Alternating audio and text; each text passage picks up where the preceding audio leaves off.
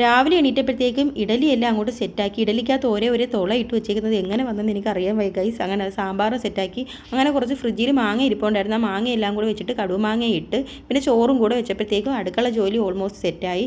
പിന്നെ കൂട്ടുകാരി വിളിച്ചിട്ട് പറഞ്ഞു അവളോട് കൂടെ നിന്ന് പുറത്തോട്ട് പോകണമെന്ന്.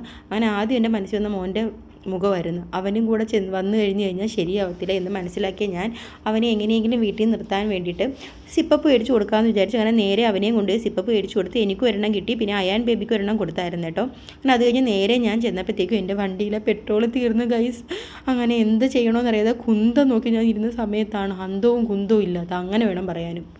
അങ്ങനെ ഞാൻ ഓട്ടോ പിടിച്ച് ലക്ഷ്മിയുടെ അവിടെ വന്ന് കോളേജൻഷനി വന്ന് അവളെ വണ്ടിയാണെങ്കിൽ ഓല, അതാണെങ്കിൽ അവിടെ അവൾ കയറ്റി വെച്ചിരിക്കുകയായിരുന്നു. അവൾക്ക് ഈ മെയിൻ റോഡിലോട്ട് ഇറക്കാൻ പേടിയായിരുന്നു. അപ്പോൾ ടെസ്റ്റ് ഡ്രൈവ് എന്നുള്ള രീതിയിൽ ഞാൻ ഓട്ടിച്ച് നോക്കി. കറണ്ട് വണ്ടി വലിയ പിടുത്തമില്ല, എന്നാലും ഓട്ടിച്ച് നോക്കിയപ്പോൾ കുഴപ്പമില്ല. എന്തൊക്കെയായാലും പോകുന്നതല്ലേ, ഒന്ന് വീണ് കഴിഞ്ഞാൽ പിന്നെ എല്ലാം തൊലിയെല്ലാം പോകും. അങ്ങനെ ഞാൻ വിചാരിച്ചു അങ്ങനെ ഒന്ന് ഓടിച്ച് നോക്കിയപ്പോൾ കുഴപ്പമൊന്നുമില്ല. അങ്ങനെ ഞങ്ങൾ നേരെ പോയത് ഫോട്ടോ ഫ്രെയിം ചെയ്യാനാണ് അവളുടെ അനിയന് വേണ്ടിയിട്ട്. അങ്ങനെ അവിടെ ചെന്ന് അപ്പോൾ അവർ പറഞ്ഞു അത് ഡിസൈൻ ചെയ്യിപ്പിക്കണം. ഞാൻ അവിടെ ജെറോം നഗറിൽ പോയി ഡിസൈനൊക്കെ ചെയ്യിപ്പിച്ചിട്ട് നേരെ അലഞ്ഞ് തിരിഞ്ഞ് ഞങ്ങൾ ജ്യൂസൊക്കെ കുടിച്ച്. എനിക്കാണെങ്കിൽ അവരുടെ ഒരു കുഞ്ഞ് ഗ്ലാസ്സിനകത്ത് ജ്യൂസായിരുന്നു തന്നത്. അവൾക്കാണെങ്കിൽ വലിയ ഗ്ലാസ്സിൽ ജ്യൂസ് കൊടുത്തിട്ട്, ജ്യൂസ് അല്ലാതെ നാരങ്ങ വെള്ളമായിരുന്നു. ഞാൻ അതിനകത്ത് ഞാൻ മേടിച്ച് കുടിച്ചിട്ട് താണ്ട എണ്ണയും മേടിച്ചുകൊണ്ട് നേരം അവിടെ ഭയങ്കര ബ്ലോക്കായിരുന്നു ഗൈസ്.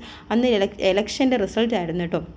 അങ്ങനെ അതെല്ലാം താണ്ടി ഞങ്ങൾ വന്നിട്ട് എന്നെയും നോക്കി ഒരു കണ്ണ് തെള്ളിയോട്ട് കുപ്പി കിടപ്പുണ്ടായിരുന്നു. ആ കുപ്പിക്കകത്ത് കുറച്ച് പെട്രോളും കൂടെ മേടിച്ചിട്ട് ഞാൻ പറഞ്ഞു എന്നെ അങ്ങോട്ടൊന്ന് ആക്കാൻ പറ്റുമോ എന്ന് ചോദിച്ച് വണ്ടിക്കകത്ത്. അപ്പോൾ അവൾ പറഞ്ഞു നിനക്ക് വീട്ടിലോട്ടാണോ പോകേണ്ടത് അതാ മുകളിലോട്ടാണോ പോകേണ്ടത്. ആ ഒരൊറ്റ സംസാരം കേട്ടപ്പോൾ ഞാൻ ഉടനെ ചാടി ഞാൻ ബസ്സിൽ കയറിയിട്ട് അവർ സ്റ്റോപ്പിൽ കൊണ്ട് ഇറക്കിയതേ ഉള്ളൂ. ഞാൻ ചോദിച്ച് വണ്ടി ഇരിക്കുന്നിടത്തോട്ട് ഇറക്കാൻ പറ്റുമോ എന്ന്, പക്ഷേ അവർ ഇറക്കി തന്നില്ല ഗൈസ്. അങ്ങനെ അവിടെ നിന്ന് നേരെ നല്ല പെട്രോളും മേടിച്ച് ഒഴിച്ച് നേരെ വീട്ടിലോട്ട് അങ്ങ് ചെന്ന് പെട്ടു.